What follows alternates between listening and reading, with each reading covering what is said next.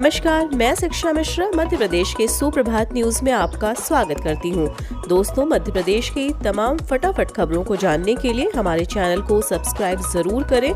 साथ ही comment section में जरूर बताएं कि आप मध्य प्रदेश के किस जिले से हमारे न्यूज को देख रहे हैं। तो चलिए शुरू करते हैं खबरों को, जानते हैं आज के मुख्य समाचार। मध्य प्रदेश विधानसभा का मानसून सत्र आज से। मध्य प्रदेश विधानसभा का मानसून सत्र आज मंगलवार से प्रारंभ होगा। इसमें सरकार वित्तीय वर्ष 2022-23 के लिए 2,500 करोड़ रुपए से अधिक का प्रथम अनुपूरक बजट प्रस्तुत करेगी। सत्र की तैयारियों को लेकर विधानसभा अध्यक्ष गिरीश गौतम ने सोमवार को सर्वदलीय बैठक की। इसमें पक्ष और विपक्ष ने सत्र के सुचारू संचालन में सहयोग का आश्वासन दिया। मध्य प्रदेश के नगरीय निकायों में नियुक्त होंगे 1,930 एल्डरमैन। प्रदेश में 46 नगरीय निकायों के चुनाव की प्रक्रिया पूरी होने के बाद राजनीतिक नियुक्तियों का सिलसिला प्रारंभ होगा। सरकार नगरीय निकायों में 1,930 एल्डरमैन नियुक्त करेगी। भोपाल, इंदौर, जबलपुर और ग्वालियर नगर निगम में 12-12 एल्डरमैन नियुक्त किए जाएंगे। यह संख्या अभी 6 है। इसमें वृद्धि के लिए नगरीय विकास एवं आवास विभाग कल से प्रारंभ होने वाले विधानसभा के मानसून सत्र में नगर पालिका और नगर पालिका अधिनियम में संशोधन विधेयक प्रस्तुत किया। मध्य प्रदेश के गांव-गांव में होगी फिल्मों की शूटिंग। 68वें नेशनल फिल्म अवार्ड्स में मध्य प्रदेश को लगातार दूसरी बार मोस्ट फिल्म फ्रेंडली स्टेट का अवार्ड मिलने के बाद मध्य प्रदेश सरकार ने फिल्म और वेब सीरीज मेकर्स के लिए मध्य प्रदेश की शासकीय सेवाओं को और अधिक सरल बना दिया है। शूटिंग की परमिशन को लोक सेवा गारंटी योजना में शामिल कर लिया गया है। आवेदन के 15 दिन के भीतर शूटिंग की परमिशन मिल जाएगी। चुनाव के पहले 3 लाख कार्यकर्ता तैयार करेगी आम आदमी पार्टी। दिल्ली और पंजाब में सरकार बनाने के बाद आम आदमी पार्टी ने अब मध्य प्रदेश में 2023 में होने वाले विधानसभा चुनाव को लेकर ताकत झोंक दी है। पार्टी ने पूरे प्रदेश में वॉलंटियर मैपिंग शुरू की है। इसमें नए कार्यकर्ताओं को जोड़ा जा रहा है।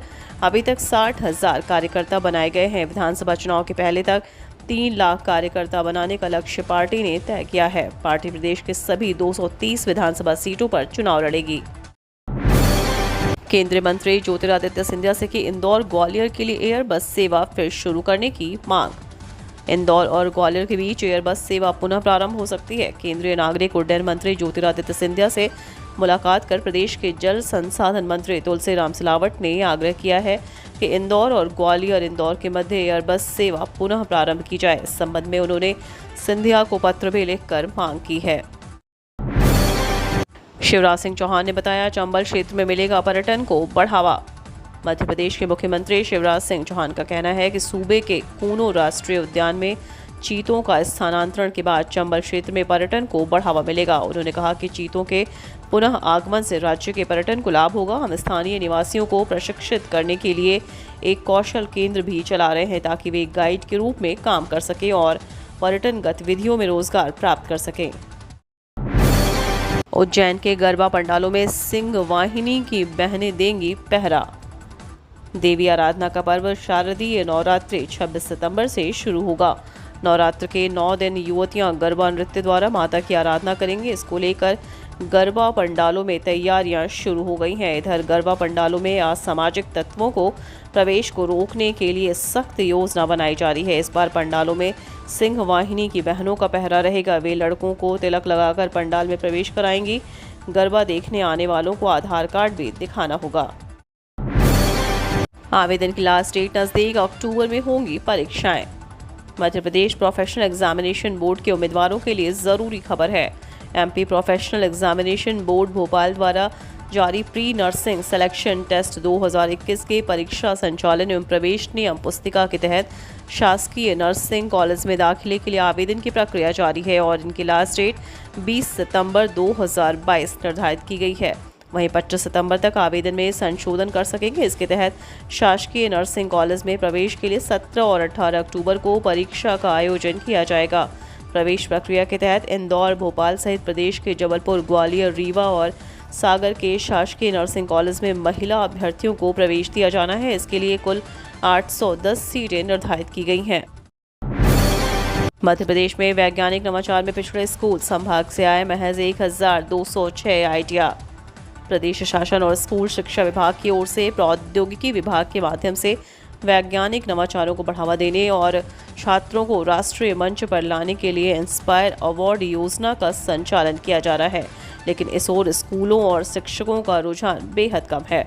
जुलाई माह में शुरू हुई इस योजना के तहत जबलपुर संभाग 4 जिलों में कोई काम नहीं हुआ। इस योजना में 6वीं से 10वीं कक्षा तक के विद्यार्थी ही सहभागिता कर सकते हैं। हाल ही में जारी की गई एक रिपोर्ट के अनुसार महज 10% स्कूलों ने ही इसमें रुचि ली है। प्रदेश में करीब 1.25 लाख स्कूलों में से केवल 26,000 छात्रों ने नवाचार आइडिया अपलोड किए हैं। बेटी की शादी की चिंता को करें टाटा बाय बाय, सरकार देगी 1 लाख रुपए। केंद्र और राज्य सरकारें समय समय पर देशवासियों के लिए कई जन कल्याणकारी योजनाएं चलाती है, जिसका एकमात्र मकसद देशवासियों के भविष्य को उज्जवल बनाना होता है। लड़कियों और महिलाओं को सशक्त बनाने के लिए भी कई योजनाएं इस वक्त चल रही हैं। इसी क्रम में मध्य प्रदेश सरकार ने बेटियों की शादी के लिए परिवार की चिंता को कम करते हुए लाडली लक्ष्मी योजना की शुरुआत की थी। इस योजना के तहत मध्य प्रदेश सरकार बेटी की शादी में 1 लाख रुपए की सहायता राशि प्रदान करती है। पीएम किसान आवेदन की स्थिति जानने के लिए इस नंबर पर करें कॉल। प्रधानमंत्री किसान सम्मान निधि योजना के लिए किए गए आवेदन की स्थिति जानने के लिए किसान टोल फ्री नंबर 155261 पर संपर्क कर सकते हैं। लाभार्थी सूची में नाम है कि नहीं, KYC की प्रक्रिया पूरी कर चुके हैं, खाते में पैसे क्यों नहीं आएंगे, ये सभी जानकारी किसान इस नंबर पर कॉल कर हासिल कर सकते हैं। 15 ग्राफिक्स और वर्ल्ड कप के लिए चुने गए 15 खिलाड़ियों का रिकॉर्ड। भारतीय क्रिकेट कंट्रोल बोर्ड ने T20 वर्ल्ड कप के लिए टीम इंडिया की घोषणा कर दी है। 15 सदस्यीय टीम में 4 बल्लेबाज, 2 विकेटकीपर, 4 ऑलराउंडर, 1 स्पिनर और 4 तेज गेंदबाजों को शामिल किया गया है। वहीं 2 तेज गेंदबाज, 1 स्पिनर और 1 बल्लेबाज स्टैंड बाय के तौर पर होगा। चयनकर्ताओं ने स्टैंड बाय खिलाड़ियों के तौर पर लाइक टू लाइक रिप्लेसमेंट का ध्यान रखा है। बीमा की बढ़ेगी पहुंच। सूत्रों ने कहा कि इस प्राविधान को नरम करने से सूक्ष्म बीमा, कृषि बीमा और क्षेत्रीय रुझान वाली बीमा कंपनियों में भी बीमा कारोबार उतर सकेगी। सूत्रों ने बताया कि नए खिलाड़ियों के प्रवेश से न केवल बीमा की पहुंच बढ़ेगी बल्कि इससे रोजगार भी मिलेगा। सरकार ने पिछले साल बीमा कानून में संशोधन करते हुए बीमा कंपनी में विदेशी हिस्सेदारी की सीमा को 49 से बढ़ाकर 74% कर दिया है। इस महीने बिक जाएंगे 2 बड़े बैंक। भारत सरकार बैंकों के निजीकरण पर जोरों शोरों से तैयारियां कर रही है। हालांकि सरकार के बैंक प्राइवेटाइजेशन के इस कदम पर देश भर में विरोध प्रदर्शन हो रहा है। सरकार ने देश के 2 बैंकों को निजीकरण करने की तैयारियां कर ली हैं। साथ ही कंपनियों की बोली भी मंगाई है। सरकारी बैंकिंग विनियमन अधिनियम में संशोधन करके PSB में विदेशी स्वामित्व पर 20% की लिमिट को हटाने की तैयारी में है। इस लिस्ट में 2 सरकारी बैंकों को भी शॉर्टलिस्ट किया है।